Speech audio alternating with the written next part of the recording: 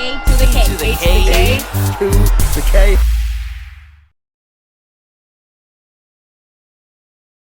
Hello, one and all. Welcome to the A2theK Wrestling Show, where today we're going to do something a little bit different. We are. 3 years on, 3 years later since the debut of AEW. And we're asking the question, is it better now? Or worse? Yeah, I mean, this is a hell of a question, and obviously opinions will vary. Quote Roadhouse. For me, it's gone worse. Okay. Straight in, Well, like this? I mean, no. There's because we're going to talk about the let's say the nuances of it. Yeah. Overall, I think it is now a worse product than it was. Yeah. Right. But that isn't like a wholesale, like the whole thing's worse. Like so many things have improved. Yeah. But overall, the actual product I'm watching, I am enjoying less. Yeah. So it's a personal opinion. From like an enjoyability factor. Yeah, exactly. But when you go like, well, obviously they've got loads more talent. They're more polished in terms of production. You know, there's so much going on in that sort of sense. But then there's so many other things that have like you go, you know, arguably the roster's better than ever has been, the women's roster especially. But then you go, well, also we brought in a lot of top tier talent that's pushed some of the talent that started with us out, or you know, to the back burners, and that's not necessarily a good thing. But it's not a bad thing having a more like robust. Yeah. It's not the right word. I mean, a bigger roster. It's come massively in handy with the amount of injuries they've been unfortunate enough to get. If they didn't have the roster and the depth of roster they have now, then it would have been probably very difficult times for them when they had people out. But talking about the roster, I'm a bit of a stats nerd. Oh, as you know, and in case you guys don't know, there's going to be a bar chart right here. Why don't I have a bar chart? I wish I had a bar chart. So the roster, so we're talking now versus 2019, has grown by 153%, right? So, and we're passing the savings on to you. Sorry. So shitloads is the technical term. But what's very interesting, the ex-WWE talent has grown from 14.5% of the roster to 22.5%. Right. I think a lot of people think it's even higher than that. I'll be honest, because of the way they feature certain talents, it feels a lot higher than that. Yes. Well, it's fantastic that you look at that segue. So another stat I've got here is so if you look at the percentage of the actual roster that gets a lot of TV time, you're looking at 46% of that roster. It's ex-WWE. See, so that's why it feels that way, guys. This isn't people going, oh, you know, I hate AEW and I'm a WWE mark, and you know, there's some shade I'm gonna throw you. Statistically, that's like a shit ton of ex-WWE guys there. Half of what you see, basically. Considering the depth of the roster and the volume of them quite clearly on the roster, that's a lot. Yeah, that is a lot. And it is like, if you think, like, you know, cast your mind back to 2019 when it first started. And you did have your ex-WWE guys there, and they were prominent. Jericho, the first champ. Cody was very heavily involved. You know what I mean? Dustin, you had X, and Moxley debuted on the first. So it's not a brand new thing, but at the same time, it felt very fresh because we were being introduced to the likes of your Darby Allins and your Sammy Guevara's and people that we hadn't typically seen before. I think this is the thing, like, people forget, like, you go, oh, we got ex-WWE guy, Cody. First thing Cody did, really, was get MJF over. Yeah. First thing he did, pushed a brand new talent, a young new talent. Do you know what's mad as well? Like, looking back, obviously, you know, we've got to do our research, haven't we, for segments like these. I watched a lot of 2019 AEW, and it's so mad to see MJF as a babyface under Cody Rhodes for that first few weeks. But it's exactly as you said. He made MJF to a degree by that turn where he obviously threw the towel in, meant he could never challenge for the title again. Then he kicks him in the balls afterwards, and it's like, what? You just created a monster heel. And they set that feud up and absolutely killed it. And this is back when Cody was absolutely killing it. Because, I mean, Cody got sort of... I don't think it was... The audience can be fuckers, so I'm not saying they were justified in... Again, technical the hate for Cody, but I can see where the hate was coming from because he got very into himself, I suppose, in terms of booking, and that like his later booking in AEW was like, it wasn't what it was when it first started. When it first started, like, it was elevating people. Like, I'm still aggrieved that his feud with Anthony Ogogo resulted in him fucking winning. It just doesn't make sense to me that the poetic thing would have been for him to lose to Ogogo and give Ogogo the push. And there may have been other factors that maybe Ogogo wasn't ready or didn't want it. I don't know, but it just didn't feel right. Yeah. Especially for a Cody that we saw, first thing did out of the gate was make MJF a star. Yeah. And Jericho was a similar thing. Jericho was there, he was the well-established WWE guy, and he won the title, and you go, but he established the title because he's a vet, right? First guy to hold it, makes sense. And then what did he do? He built a faction around himself consisting of Santana and Ortiz and Sammy Guevara, and elevated those guys. Yeah. I'd mentioned Jake Hager, but they'll just go, next WWE. Yeah. So obviously Hager was there and a legit star. But Sammy Guevara probably got the biggest push out of all that. Yeah. So again, pushing new talent. Yeah. Massively. I feel like all due respect, well, not all due respect to him, given recent weeks, CM Punk, like, he hasn't wrestled in years, and this company's brought him back to the world of wrestling. What has he done for the business? That's it. I mean, he had the summer of Punk. That's his legacy, and even that sucked. To be fair. Look at his run in AEW, right? Other than I know he's been plagued with a couple of injuries and stuff like that. He hasn't really elevated. He even had opportunities to elevate FTR with him, and they didn't need elevating by any means because they are fucking killing it. Yeah. But he could have paired with them, but he hasn't actually done anything for any young talent. And I'm not saying that was his job. That's what he should do. Yeah. But when you look at how the other veterans and XWE guys were handling business, and then in recent years you get the likes of Punk and that, and it's like, even looking at a recent one, Daniel Bryan comes in, and he comes in with this heely approach of like, I'm just here to kick people in the fucking face. But at the same time, they've made the Blackpool Combat Club and they've pushed stars. Yeah. No, I agree. Maybe he's not a young. He can't be classed as a young star anymore in the way that Cody and MJF was, but obviously he had that feud with MJF that ended up in the dog collar match and stuff like that. So I think Punk did some okay stuff there in terms of his work with MJF, but the matches were great. Yeah. But did MJF, was he elevated by that? Yeah, maybe. Or was he already a star? And that's what I mean. He'd already established himself by that point, so it's harder to say. It was probably more Punk saying, well, who's hot? I want to work with them, as opposed to who can we make hot, and let's do that. But I think as well, before we kind of start shitting on AEW too much for where they are today, it's paramount that we point out that a lot of AEW's short life was in the pandemic era. Yes. We had 2019 when they first started and the fans were there and it felt new and different, but then very quickly it had to kind of shift dramatically. And I know other companies did as well, but I still defend AEW as they handled the pandemic better than any wrestling company.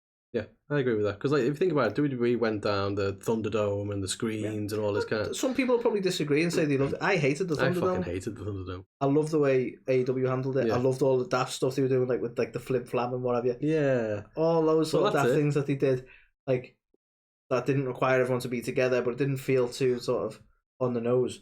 I thought were really good ways of doing things. Yeah, and even getting the roster as the audience members, and you had Sean Spears and MJF betting on matches, and stuff like that. It was so much better, wasn't it? So I think it's worthwhile just pointing out that it is quite difficult and perhaps even unfair to rate them, considering that for 2 years of their 3-year existence has been partly in a pandemic.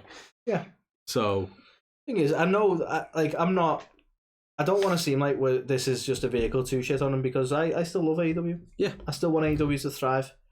And I hope that they are starting to course correct, and I feel like the recent drama that's been going on is helping them go, all right, we need to reevaluate how we're doing things. But it's just gutting, because I think one of the main things you pointed out was they've pulled away from promos and stories so much more, and that doesn't help people like us.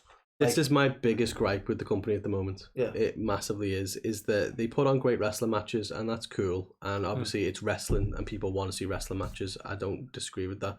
What AEW did, especially at the start, and even as you said then with the flim flam stuff and the everything they did with the Inner Circle, they did a fantastic blend of really high quality promo packages and stuff. You remember the fucking the stuff they did with the whole Jericho Cody thing, and they're I still think that's some of the best promo work they ever did, that in terms of packages, where you had the Cody thing is journey to it, and then Jericho parodying it and stuff. It was brilliant. It's still like, hysterical to this so day. Funny. Like, some 70-odd-year-old woman is like, ever since I met little Christopher, I knew he was going to grow to be the AEW World Champion. Yeah. You got fucking Virgil's there saying like his potential. I don't know what the goat is, but because Jericho's the greatest of all time. His potential is like the breadsticks at Olive Garden, unlimited. Just Sammy Guevara, he's the youngest AEW World Champion of all time at 55. It's like the only time. It was just funny, and it was good, and it felt cool. You wonder though, like, where did that go? Where did the creative go? I know there was a lot of shift in the background of like Tony took control of everything. You know, the creative that belonged to Omega, Cody, Jericho, Brandy.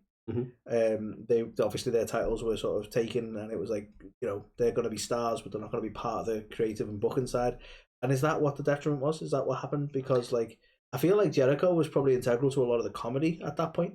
Like I've no doubt in my mind that Jericho was heavily involved in that sort of promo and those sort of jokes and that banter and all the flim flam stuff. The whole like the dinner debonair, even I feel like all those ludicrously funny things came from the talents that are now not allowed to have input. Well, he ended up getting his own bubbly. He was doing a little bit of the bubbly, you know, like stuff like that, and it was, you know what I mean. He had all these catchphrases and gimmicks and stuff, and it felt fun. And don't get me wrong, AEW can still do that. Like, I fucking love the Acclaimed. I fucking they are a highlight of the show. I love them. And they are brilliant. I love the fact that, because this is like when we talk modern day, they are acknowledging how over the Acclaimed are, and they're giving them their time. So I respect that. Yeah, you know, like massively. But again, that's Tony's creation. He took two guys and went, I'm going to put you two together, and we're going to make you a tag team called the Acclaimed. And don't get me wrong, you know, Caster and Bowens have taken that from fucking ran with it and made it amazing. And you know what? What I think's amazing as well, like giving them credit as a tag team, like.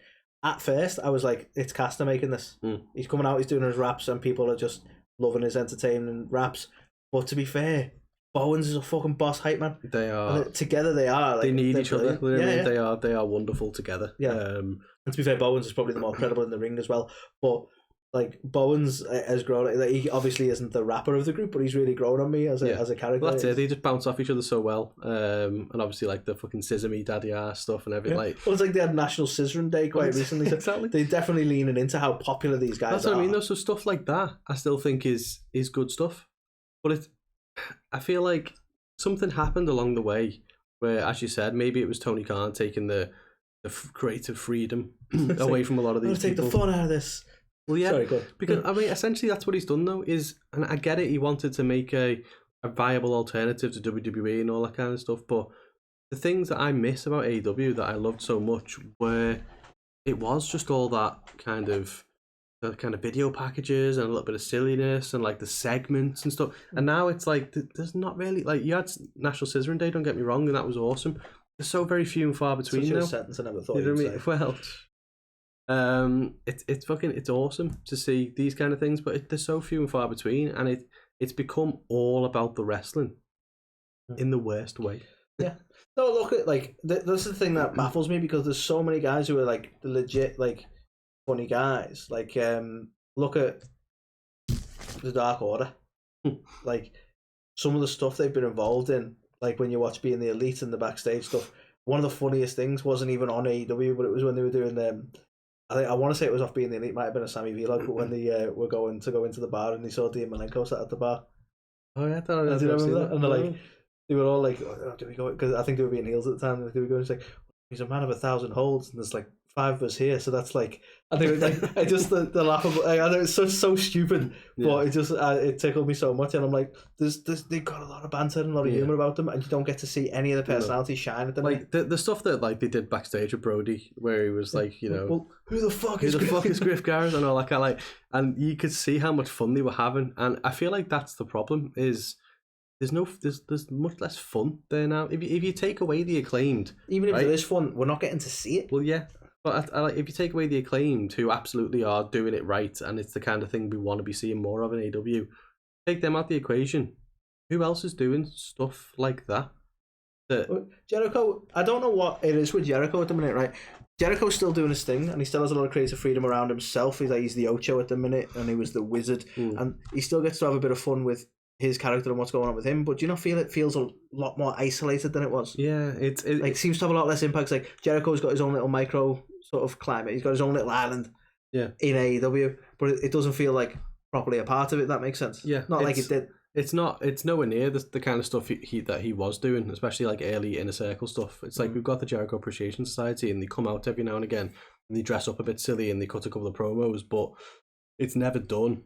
Not to the point where it was like they were legit having to sell bottles of bubbly. It feels like it's not like it's got as much conviction now. It's more just to kind of go, well, we're the JAS and we're feuding with these guys and that's it. And it's very much like Tony said to them, right, you can only go out there and talk about your feud and that's it. But Jericho would have a massive riff for ages and talk about like a little bit of bubbly, go off and loads of stuff and work on crowd reactions. But it is a shit. Like, honestly, there's a campaign here that we need to put the fun back in AEW. We do. It needs to happen because that to me is the main thing. That's what's making it less enjoyable for me. There's no denying there's an incredible talent there and incredible matches happening. Yeah, but where's the fun? Yeah, it's true for anything though, isn't it? Like I always draw the comparisons with MMA. Like, you know, we use UFC for an example. You can have fantastic contests between very talented, skilled mixed martial artists, but you need your Conor McGregors. You know, you need your fucking Chael Sonnens, your hype men, people who can go there and like the thing that WWE ripped off with the John Jones and Daniel Cormier. Like you need stuff that draws you in and makes you want to see it. AEW's like the Lance Storm of wrestling at the minute. But like that's a fantastic, like great wrestling. By the way, I'm referring to the gimmick he had in WWE, which he was trying to prove he weren't boring. I am not talking about Lance Storm as a guy. But it's stuff like that, and I legit think one of the worst things that's happened is Tony Khan is booking the show for Tony Khan. I firmly believe it. This is evident that Tony Khan. That's a shirt. That has to be the one that we come out with. You still spell Khan, like with the same way apostrophe. Yeah. Like I think it started to, and again, I really want to say I still love AEW, but it started to fall apart a bit for me. Like probably before Forbidden Door, but it all just got so convoluted when it was like, well, let's just bring in this guy, let's bring in that guy, and we're going to put these matches on people you don't know. And I'm not going to pinpoint it as exactly this, but I feel like ever since the purchase of Ring of Honor, he become all about D&D scene. Yeah. People we've never heard of and doesn't want to establish it. Like, I was worried about Forbidden Door. I actually enjoyed Forbidden Door more than I thought I would because most of the people in Forbidden Door I didn't know. Yeah. And I get that not everyone will feel that way, but as someone who watched AEW but never watched New Japan or Ring of Honor or any of the indie stuff, I was a bit lost. I think we both said like, oh God, Will Ospreay's awesome. I didn't, you know, we've never seen much of Will. He's fantastic. So we've taken stuff like that away from it, and there were elements like there used to be people cropping up when Cody had the TNT title, and it was like, I'm going to challenge Warhorse this week. Yeah, it was like, who's this Warhorse? Who the fuck's that? And it was done right. It was like, well, you had a little bit of an idea, you were given a bit of an intro and that kind of thing. But now it's like. Mox is going to be fighting Juice Robinson. It's like, who's that? Well, there's a promo package. Don't worry, we'll explain it. It's like, and it's you know what I mean. We talked before about the rankings and the rethinking that, and I think that's a lot of the problem. Is it doesn't make none of it makes sense anymore. It's being booked. It's fantasy booked. Do you know what's crazy, right? And I never hear people say this, so I might be by myself on this. But AEW's gone from having the worst women's roster to the women's roster being the best thing about it. Yeah. Because love it or hate it, Jade Cargill has been killing it, right? Fantastic character and heel. Inexperienced she is. The baddies fucking star. have been killing it. Yeah. We've got talent coming in like Toni Storm, like Athena, Thunder Rosa. Even like when it first started, we never had Thunder Rosa. The talent is through the roof. They've just got Saraya, and I don't know. I feel like the more interesting scene to watch at the minute is the women's side of it. And for a company that was dogged so much for having a really piss poor women's roster, it's crazy to think that that's the best part about it at the moment. It's insane to think, and I don't want to shit on the people who were there from day one because they've always had a decent roster and I've always felt like they had a hard time really. But they have they've got such a mix now of young up and comers, and like you got people like your Anna Jays and stuff like that who are really coming into their own. You've got veterans like Serena Deeb and people like that. You know, you've got megastars, so people you just look at like Jade Cargill and stuff, and you go fucking hell. And they're bringing in, Toni Storm, Saraya. I think it's just there's so much. Britt Baker's still there. You know what's crazy when you look at it as well. They bring in people like Saraya, and they're like, And I'm not by any means knocking Sarai when I say this, but like, look how naturally over Jamie Hayter is. Yeah, it's mad, isn't it? Like the fans are literally chanting for her. Yeah, and that was during a Saraya segment when you'd expect people to just be all about like Paige is here. Exactly. And they wanted Jade. Yeah, Jade. That didn't work. They wanted Jamie Hayter. Yeah, preempt the Jade, close enough. So yeah, like that's definitely something which is massively improved. I would think. Like obviously we've considerably so. We've done a lot of. When we talk about the positive side is the way I still think people remember old AEW and still go, "Oh, women's roster shit." It's not shit. Yeah, it's fantastic. Do you know what I think as well though? I feel like it lost a bit of its identity. Like if you think when they first started, it was like all the color pop stuff and like it looked more polished then than it does today, which is a bad thing. I remember it was lit a lot better. Like they seem to be a bit more making it feel dark now. Yeah, and it feels more like an indie promotion. The funny thing is, a lot of people are like, oh, they're making it darker so you don't notice how shit the audience is. Like, the audience isn't really that big, so they're just blacking out all the seats. But then they keep like saying that that's not true. So you go, well, why are you making it dark then? Because like you say, it makes it feel more less polished and a bit again more looking back at like 2019 stuff and like early 2020, like the lighting and like the look and feel of it felt still different from WWE, but still very polished and put together. And I feel like now it's become very just kind of cut and paste. It's just like, well, yeah, this is the lighting we have now and a bit more muted, and we'll just put graphics up every now and again. It doesn't feel as cohesive as it did. It felt a lot better planned out back in the day when it was, well, here's the matches, we know where we're going to get to, here's the promo packages we're going to put togeters, here's the promos going to do in the ring. I agree. I think for a show that like, because they don't have as many pay-per-views, they'll every once in a while they'll have like a themed special AEW or whatever. It doesn't, like, other than it having a name on the graphic, it doesn't really feel very themed now, because like you say, it feels very generic now. Yeah, no, it does massively. And I feel probably a lot of the reason for that as well is because they have got such a massive roster now, it feels rushed.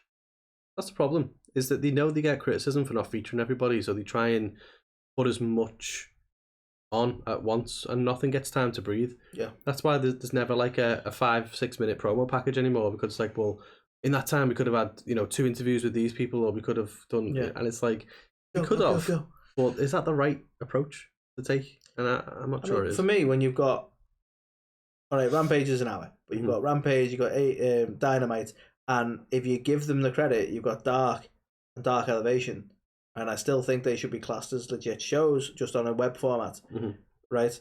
Then you go, well, there's loads of TV time there for all of them, but what you're doing is you're going, Dynamite's the show, and Rampage isn't big enough, so we're going to rush everything into the 3 hours we've got. Yeah.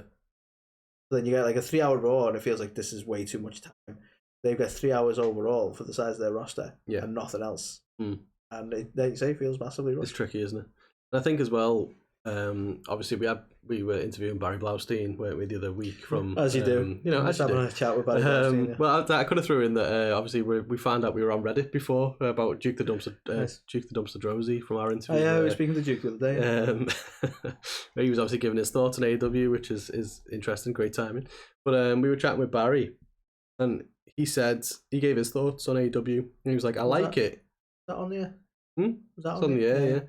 Yeah. He was giving his thoughts on AEW. He said, "I like it, but there's too many titles." And I don't know if I agree with that as a criticism. So again, I'll go back to my stats. Let me consult the computer here. So basically, and if you add Ring of Honor titles in, which are getting defended on the show, maybe there's too many titles. Yeah. But for the purpose of this, I won't. Right? You've got the world title. Yeah. Every company needs a world title. You've got the TNT title, which no matter what Tony says is a mid-card title. Yeah. So that's fine. You've then brought in the All Atlantic title. Which another mid-card. It's another mid-card title, but it doesn't always get defended within AEW. Like, that's the beauty of it, is it's going to be defended in other promotions, and every now and again we'll see it. So I think that's okay as well. Right? So it's like, I put it here, it's kind of like a territory title. Yeah? Defended in other promotions. Right? You've got 2 women's belts. You've got the main women's and the mid-card. Right? Which I still think is a good idea. Like, legit. An idea that's so good that whether they want to admit it or not, WWE are taking notes of that, and they're talking about bringing in a mid-card title in the women's scene. There you go. I wonder who started that. Well, exactly, right? So people who like have been against that, I don't understand it. I think that's a good thing. The FTW title doesn't count. It just doesn't count, right? That's Taz's thing. It's. I know it gets defended every now and again. It's not real. It's not a real title, so we'll forget that. Then you got the tag and the trios. That doesn't feel like too much to me, especially when you do have a roster of that size. I mean, I think trios titles, right? Let's be honest, they're a super specific thing. There's no way they're going to get featured all that much, because how often can you have a trios match without it going to the same couple of trios that we have? And I think we had this discussion as well, is maybe that one was a slight step too far. But I think though, what makes it feel like there's too many titles is the problem we're talking about, is there's not enough time. Yeah. You know, if you had more time to put into stories, you'd have also more time to do title storylines, and the titles wouldn't feel as like, because you feel like TBS titles get more attention than the main women's title, and the main women's title has to get a bit of time, so the other one got, and it's like you don't have time for them all, so something has to go by the by. I mean, that's where it feels like there's too many titles, but it's not. There's just not enough time. That's what's weird about it though, as well, isn't it? Is that they have all these titles, but it's very rare we see them actually defended. Like you've got like you made the Wardlow criticism now. the other week, like TNT title used to be defended every week. Every week. When's last time? Has Wardlow even defended it yet? Maybe once. Now he's involved in like trios stuff, but it's not for the trios titles. It's like teaming with FTR, so it's like, as you do. Okay. But I don't know. It feels like for year 1 and 2, Tony had almost like planned it all out, what was going to happen, what he was going to do for the majority of stories, and he knew how he was going to get there. Then when he's brought in the likes of CM Punk and Danielson and people like that, he's probably gone, okay, this gets more tricky now. You've still, like we talk about these, you've still got like Miro and Lance Archer and like all these other people who we just never see. Yeah. Who are still there, waiting in the wings. We've had by all account, any one of them could get a push. We've had feel right. Andrade, obviously there's everything going on with him at the minute. He wants to be used more. He wants to go, doesn't he? Well, exactly. You had Malachi Black. Well, he wants to go, doesn't he? Well, he doesn't. He said everyone wants to go. So, you know what I mean? You've got it. I feel like it's just not planned anymore, because Tony wants to keep it so fluid that at the drop of a hat, he can bring in the latest, indie darling, or he can bring in, someone from Japan or something who he's got a crush on. The trouble is, I think he's so bloody minded that he won't acknowledge the problems and just power forward with his vision. Yeah, I don't think he'll like. The impression I get when he's there, like, oh, I have more fucking money, and the WWE fell out with me. I love quoting and it still pisses me off. It's such a stupid fucking thing to say. Where we get like, yeah, got more fucking money. Why? Because you looked into it. Like, what did you do? Like, I don't like. I'm not saying you get more respect from me if you're self-made, but you just brag about your money. It's your dad's money for starters. No. But anyway, right. I don't think I got him. I don't know him, right? And I could be wrong on this, but like the fact that he's took so much control over it all, and he's like, "This is how I'm going to book it." I don't think. Let's say anyone goes up to him and goes, "Listen, we really need to think about this." I don't think he's going to be willing to listen. No, if it doesn't suit his vision. No, and I don't. I'm more stubborn than Vince McMahon. It's going to sound like I'm shitting on him, and I don't mean to do this, but his sounding board and the person who helps him with a lot of stuff is QT Marshall. Okay. And it's not like he's got a shit ton of experience of running a company. I mean, it's the thing. He's a very knowledgeable guy in the world of wrestling. Like running a promotion. Yeah, he's he's a trainer, and he's involved in the Nightmare Factory and all this kind of stuff. Like from a creative standpoint, you've got Jericho, and like from a booking standpoint, you've got JR. Like, you got tons of people around you. I don't understand. No, it is baffling to me. But I feel like that's probably part of the problem. I think he's taken on too much, Tony, because he wants it all for himself. And now he's also still got the Jags, he's still got Fulham, he's just got Ring of Honor, now he's got AEW, there's more hours of AEW, and I think he can't do it. It's my honest take. And it's not, I feel like if he was willing to give up some of them responsibilities to other people, he could. Yeah. He's got it in him to produce great stuff. We saw it in 2019, and we've seen flashes ever since. But consistently, we just don't get what we know it can live up to be. And that's what's so frustrating about it, is you've got all these characters and you've got all these people that you want to explore, and you just don't get the opportunity to do so because... I think that's the thing. And when you look at whether you go, oh, XWB or not, when you look at it, like, say you're a casual, yeah? One of those I know you don't like them saying, say you're a casual, right? And you go, hang on, these guys have got, like, the Hardy Boys, all right, kind of, right? Chris Jericho, Daniel Bryan, they got William fucking Regal. You know, you could list a ton of people that are known, and you go, well, by rights, then people should be tuning in based on they've got a name value there to make people who've never seen the show before tune in. What's keeping them there? That's the trouble. You can draw them in, yeah, but you've got to keep them. I mean, they're not doing terrible numbers. Don't get me wrong. They're not. But it hasn't exactly taken on massive growth in the last couple of years either, has it? It's kind of, and considering the amount of talent they've brought in, the amount of money they've spent, I don't think they've seen the return on investment for that in the numbers. You know what I'm a little intrigued by as well? Not to digress. This is probably the first time we've openly criticised AEW, right? Properly, yeah. And this is because it's the first time I think that they needed some criticism, right? And people always, I've saw so much on social media when I was like going WWE shit in the bed, and WWE having a fucking shocker, and AEW is considerably better. There's so many people like AEW fans are toxic, AEW fans are this and the same thing. All the worst of the worst I saw was WWE fans, but all of them kept going, AEW fans are toxic. I'm super intrigued that, like, whether we're gonna get AEW fans coming at us. Yeah, because I'd love to know if they actually are toxic. I've not actually seen that much of a toxic fan base for AEW, but then we haven't really criticised them. Yeah, and I stand by my criticism, but I'm intrigued whether people are going to get so pissy about this that you go, yeah. It depends on the forum, I think. So a couple of weeks ago, I posted on Reddit under our A2theK Wrestling name, and I asked them how to do that. Yeah. I asked them how do people, for now until they ban me, how do people feel about them bringing in Juice and Bandito?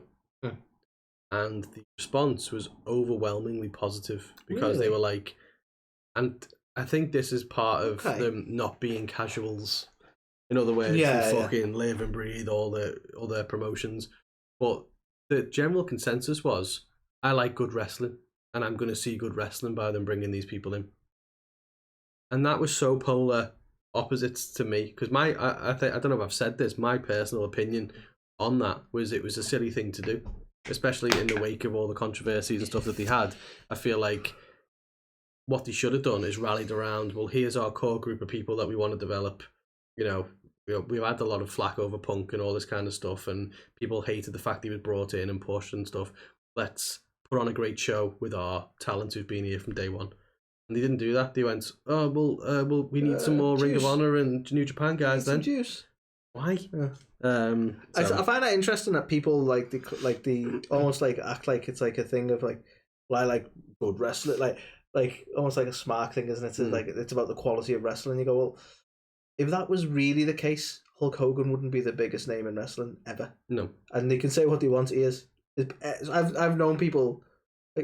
My mum and dad, neither of them have ever been into wrestling in their life. They know Hulk Hogan. Yeah, everyone knows Hulk Hogan. Yeah, because that's how big he was. And everyone loves the Acclaimed. That's how big Hulk Hogan was. Is he a technical wrestler? Is he? Fuck. Yeah. So you can't I know they might go, well, that's the past. It's not like that now. I'm not being funny. It's always been about character. Yeah. Or story in a lot of cases, but you can't just have the one aspect. You can't just be a fantastic technical wrestler. No. Do you know what I think I've realised over, especially more recently, is I don't know if I'm the greatest wrestling fan because the main bulk of wrestling fans always go on. This is gonna end with Carl Quinn. And so I'm out. No, but a lot of the stuff you see is all about I really can't wait for this match on Raw this week, or I can't wait. This was great wrestling, and let's go. Genuinely, I only really care about pay-per-view matches. Okay. I don't tune into Raw and SmackDown every week to watch these great matches. I tune in to see how the story is going to progress. Yeah, to keep that will get me to the pay-per-view. Yeah, that. But that is storytelling, and I think that makes a lot of sense though, because you're very much about. I mean, you've written stories, but you're very much about the story elements, and I think that makes a lot of sense. That's what interests you. You need to get to the obviously the third act, if you will, is pay-per-view. Well, that's it. And don't get me wrong, I love great wrestling. My favorite wrestlers of all time, Bret Hart, Kurt Hennig, two of the best wrestlers of all time. I love great wrestling, but I think when you've got that much wrestling on a weekly basis, there's only so many matches that I can be really psyched about watching. You know what I mean? So what gets me more is understanding, well, how are they going to get from this point to the pay-per-view, and what journey they're going to go on, what's going to happen, how are they going to, You know what I mean? And that's what fascinates me the most. And I think that's why I've soured a bit on AEW over time, is because they're just so lacking. Yeah. Like, they do have great matches, Yeah, and of course the quality of the matches. Like, some people, depending on the match, some people go, oh, you know, they're too dangerous. Yeah. But the quality of the matches and the talent they've got in the ring is, you know, you can't knock it. Like, definitely. But and something else that Barry said to us as well when we were chatting with him is, and I agree with wholeheartedly, the AEW pay-per-views are too fucking long. 4.5 hours, 5 hours for a pay-per-view. Well, we moan enough about Raw being 3. Yeah. So. Like, the WWE have learned a little bit, I think, over time, is they have about 6 matches now on a pay-per-view, and it's like 2.5 hours. Yeah. And when it's not, they do it over 2 nights, which is still a bit of a fuck up, but there you go. Yeah, perfect length, whereas it's too much. Perfect length. I think, no, you got a point. Like, we've probably never met up and watched an AEW pay-per-view. No. Probably for that reason as well, because, like, I mean, I like spending time with you, but like 4 hours. Yeah, like, that's like a lot. We're getting pretty close to a full work day there. I'm not exactly. Yeah. So I love how I've just made it sound like I don't do much of a work day. But 4 hours. Another 5 minutes, and that's been a full day. So yeah, I think there's kind of that element as well. So I think, is it worth us trying to round off this segment by just kind of summarising? Ultimately, do we think it's better or worse, and what would we like to see from them over the next year to 3 years? Okay. Well, for me, I think it's worse. I think I established that fairly early on in this. I think it's worse than it was for me, right? And the course correction is a simple one. It's, don't worry about like featuring certain people. Worry about telling a story. Yes. Right? Because if you go, okay, I'm not worried about a title or a character has to be on TV this week. You worry about going, right, well, this is the story we're telling, and this needs to be given the time, because storytelling is important. You still want incredible matches as well, and maybe part of those stories, but like, for me, that's what they need to do. Like, because like, as you say, at the minute, and it's no disrespect to them, and they were quality matches, but there was nothing to the Mox versus Juice Robinson match. No. And I get it, like, it's people are going to go, well, oh, you know, this is a throwback to this time. Like, I'm not being funny. I don't watch films like that for the same reason. Yeah. You know what I mean? I don't want to have to do a load of research to enjoy a match on a weekly show. Yeah. Like, if they're not going to bother telling me the story, I'm not going to learn it. Yeah. And sorry if that makes me a casual, but that's the problem I've got with it. It's fascinating, and I think that was a massive insight into Tony Khan for me, was that he responded to criticism he received about that by saying, you know, it makes sense. This has happened in New Japan, and this has happened in this place. We're going to put a promo package on that explains why this makes sense. But it's like, it's not enough. You know what I mean? I'm not saying every single match that happens needs to have some big build either. It doesn't. But it needs to at least, you need to at least understand it, as you say, without, you know, being kind of like, well, I've got to do fucking research on this and understand. We fought him in like 4 years ago here, and he lost, and he fought him 2 years ago there, and it's like, and it's things like that. I'm like, I'm sorry, that's too much work I have to put in. Yeah. To understand something. Yeah. If I have to do that much research, and this doesn't just go for wrestling, if I have to do that much research to understand what's going on, then it's going to lose my interest. Yeah. Like, agreed. If it's something I'm sure this doesn't, like, there are plenty of people who are well into it because of that, you know, and there's things that I'm fully immersed in, and I'm like, I know everything about that. Like, so I'll point out me geekiness. I love Game of Thrones. Mm-hmm. So I've read so much into that world. I've read all the books, all the side books, all that kind of stuff. Read the comics. So I'm like, I could go, well, you know, this, that, the next thing in the book. I get that some people won't be like that. Mm-hmm. But the show, like any show, is going to be approachable to the point that if you have read all the back stuff, it makes sense to you, and if you haven't, it still makes fucking sense to you. And that's the thing. What I'm struggling with at the minute with the likes of Bandito, Juice Robinson, is they didn't bring them in and then build a story. They went, oh yeah, there's a history there. Don't worry about it. Yeah. Exactly. Doesn't enthrall me as much that way. No, I agree completely. I think my stance on it as well is similar to what you're saying. Is there's certainly elements that have improved 3 years on, like the women's division and stuff like that, which 100% it has, and like the Acclaim, the Homegrown Act are fucking fantastic. But I do think it's worse. It's worse in the sense similar to what you're saying of, I just I don't feel like I'm taking on journeys anymore. I feel like it's too much about, well, here's a great match for you this week, and here's another great match for you this week. If you think back to like the Hangman Page story, and it was so detailed and intricate, and there was so much going on, it all made sense, and it culminated with the. I remember commending him for the long-term storytelling. That payoff was boss. It was wonderful, right? And like, what long-term stories are active at the minute? There isn't any. And you could say, well, that's because like the elite aren't there, and well, it's not. It's because they didn't focus on long-term storytelling. They focused on what talent can we pull in to get a number, or to work with New Japan, and I feel it's legitimately suffered because of that. And I also feel it's legitimately suffered because Tony Khan, his views and way of booking things is very much from the just going to put on great matches, and less around there's more to wrestling. There's storylines, there's comedy, there's at the end of the day, you're dedicating all your time to watching a weekly episodic show.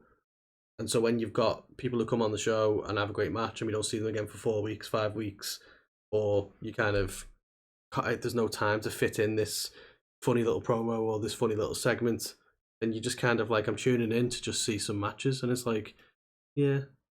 And that's what it's lost for me, is that when you used to tune into early 2019 and elements over the years of AEW, you're tuning in to be like, well, how's this story going to progress? Oh, and also there's this side story, and oh, fucking hell, did you see what that's done? Haha, this is hilarious. Have you seen this? Let me send you that. There's nothing now. Yeah. It's just like, oh, there's this dead good match. I know, yeah, it was alright, wasn't it? But they need to put the fun back. They do. Put the fun back in AEW. Put the fun back in AEW. More shit like the Acclaimed and stuff like that. Like that's the stuff that's working well, like National Scissor and Day and stuff. Like, you know what I mean? You need that in wrestling. Because this thing, when we're saying it's worse, it's still an enjoyable product that we watch. There are still things that we really enjoy about it. Like you say, the women's division's killing it. It's not NXT. You know, the Acclaimed and stuff like that. Exactly. Don't come at me. We've both just completely fucking abandoned. Yeah. But like, it just because there are still things there that we super enjoy doesn't mean that it's not got criticism, I suppose. And yeah it is worse. Well, that's it. Like you've said, and we genuinely and generally are quite favourable about AEW. We're very rarely criticised, and we've even joked ourselves saying we're AEW marks in the past. Yeah. But as you say, credit where it's due, and also criticism where it's due. If you look back from an enjoyment standpoint, it was more enjoyable previously than what it is today. And that doesn't mean it's game over. It just means that, you know, hopefully they'll get wind of this, and, you know, not get wind of this show. Take note, Tony. Fucking listen, Tony. But like, hopefully they'll start to pick up on. But if you want to buy our Tony Khan t-shirt, which is going to be coming out very soon, you need to go down to Pro Wrestling Tees. Imagine if we released that t-shirt. We'll never interview anyone from AEW ever again. Not that it fucking works now. This is true. I think we make it. We might at least. You might at least know who we are then. Yeah. I would love. I'd love to interview Tony Khan. I think it'd be fantastic. Yeah, except when he stops and goes, "Well, I make more fucking money." It's like, shut up, Tony. Yeah, it really got to that one, didn't it? To be fair. It's such a knobhead thing to say, though. Yeah. Like, it's up to. Do you ever remember? Right. I want to try and get you on the same level of hate. So I hope this story works, right? Do you ever remember when somebody was heckling Shawn Michaels about his height? And they were like, Shawn, how tall are you? And he's like, 5'2". And he turned around to him and went, I'm 10 foot tall, son of my Wally. And it's like, you're a cunt, Shawn.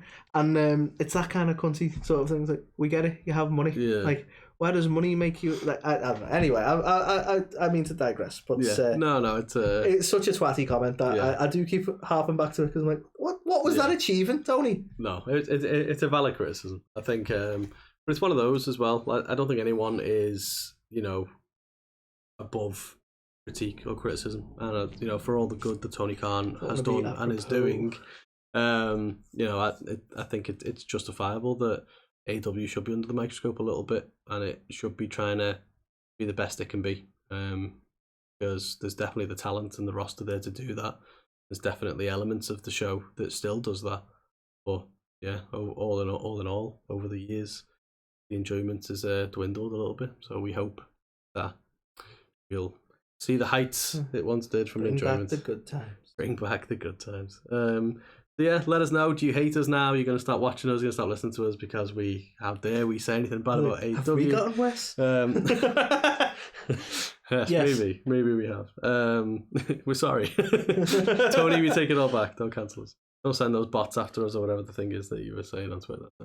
It's like, we'd have to be there like, we've got no fucking money. Like, it's not quite the same. Yeah, that thing that you did to all them other podcasts, well, it's not going to work on us because we have even less money, bitch. Right.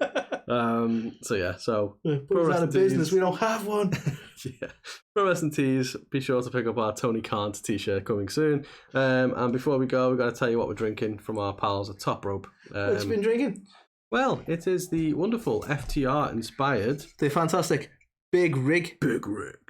And this is a let's have a little read of the recipe this time. I didn't do it last time. Although I'm not wearing glasses, so let's see how this goes. Two old men talk wrestling. So it brings you lashings of tropical aromas and a mind breaker of stone fruit flavour. Lashings, you say? Lashings. I think we've said in all the other ones now, as soon as you opened it, you were like, yeah, tropical scents and tropical taste as well. Right into summertime. Right into summertime. This is a great one for a barbecue, I think. And, you know, if you're drinking this and you're thinking, what match should I watch with this? Well, they have a lovely match pairing on the can. This one is FTR versus the Briscoes at Supercard of Honor. It's the perfect match for the perfect beer. Indeed. So yeah, another fantastic one. And you can get it from topropebrewing.com. You certainly can. And you can use our code A2theK10 to get 10% off. It's their if you're 6th getting 10% birthday. off, you might as well buy 10% more. Indeed. It's their 6th birthday coming up in November, so I think they're doing some maintenance work on the website at the moment to get ready for the 6 new beers. 6 new beers. The Wyatt 6 new beers. 6 more. So can't wait to see what they come out with. Am I right in saying you said these may be WrestleMania themed in some way? Well, it's the 6th anniversary, so I think there's hints there's going to be at least 1 or 2 WrestleMania 6 kind of tie-ins there. Interesting stuff. Interesting. Exciting times. Indeed. Exciting beers. So yeah, let us know in the comments on YouTube what you think. Do you think AEW's gotten better, worse in the last 3 years? If you watch us on Pro Wrestling TV, thank you very much. We are very happy to be here, and hopefully you're enjoying watching us as well. And if you're listening to us, we've had some fantastic audio numbers as well the past couple of weeks. We finally broke into the Ireland chart, went straight in number 4. So proud of that. Thanks, Connor. Yeah, thanks, Mr. McGregor. But no, genuinely appreciate all of you. And until next week, we're going to say, keep on scissoring.